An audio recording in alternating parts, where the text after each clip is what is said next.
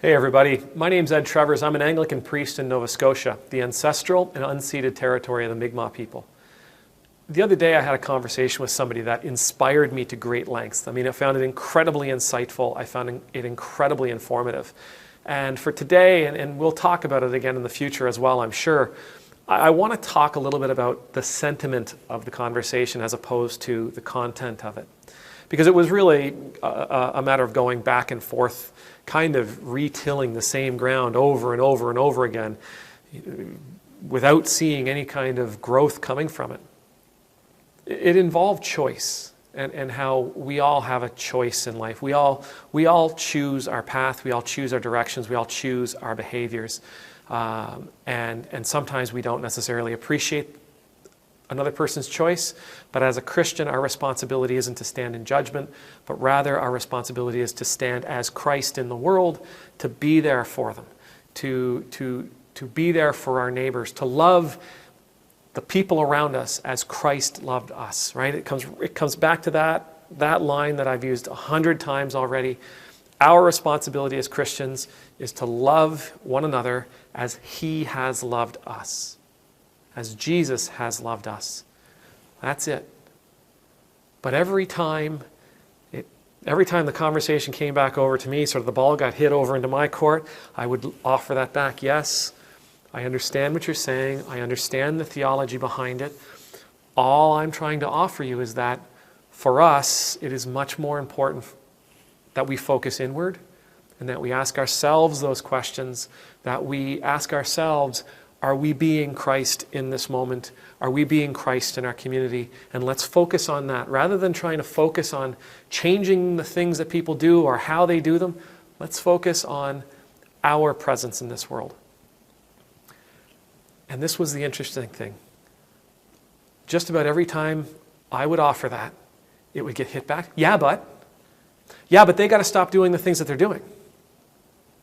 Yeah, but they have to do this and this and this. Yeah, but the Bible says this and this and this. Yeah, but you have to da.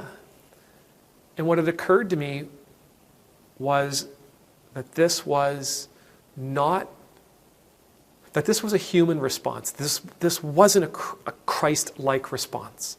It was a human response. It was that notion that, okay, I understand my part in this, but Dad, my sister's not cleaning up like she's supposed to.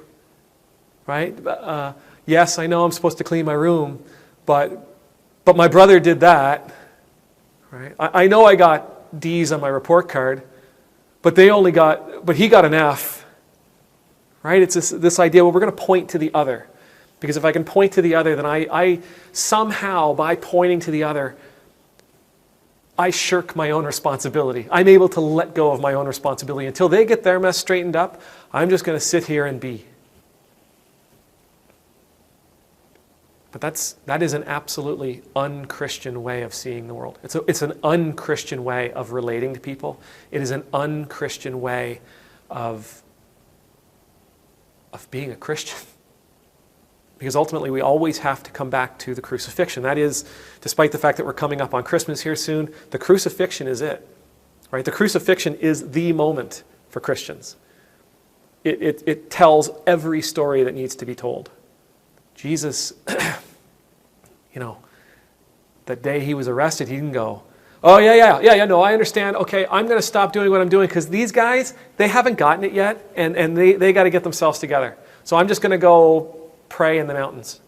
I'm going to go out into the wilderness again. You let me know when you guys got all this stuff squared away, and then I'll come back and I'll die for you.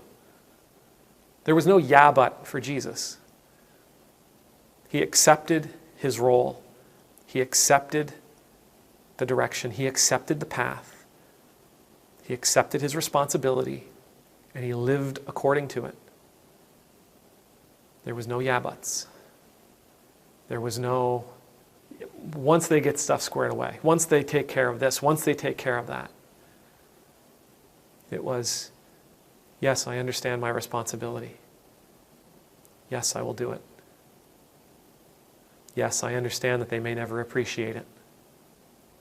Yes, I understand that they may never even hear of it. Yes, I understand that they may never truly get it. Yes, and I understand that they may continuously be horrible to one another and to themselves. Yes, I understand my responsibility. Yes, I will go. We are called to go where he would go. We are called to go where he tells us to go. We are called to love our neighbors as he has loved us. We are not called to use the great yeah but as a way of getting out of these responsibilities. For the Christians in the world, it doesn't matter what the people around us do. It's not their call, it's our call. So, yeah, but they didn't. We heard the message. We accepted the call. We accepted Jesus as Lord. Makes no difference at all what other people believe. It makes no difference at all how other people behave. It makes no difference at all. Anything that happens outside of what's going on in here. Jesus walked to the cross for me. He walked to the cross for us. We didn't deserve it. We hadn't done anything special to earn it. Why do we put that on others? Why do we demand others to live according to the laws we have a difficult time living by? Why do we demand others live by a standard before we live up to our responsibility? By living up to your responsibility, that's how you change lives. Not by withholding it. Not with the great, yeah, but they. No. You change lives by living up to your responsibility, especially when it is unearned, especially when it's undeserved. You change lives when you live up to your responsibility and you see in all the people around you that you're working with the eyes of Jesus looking back.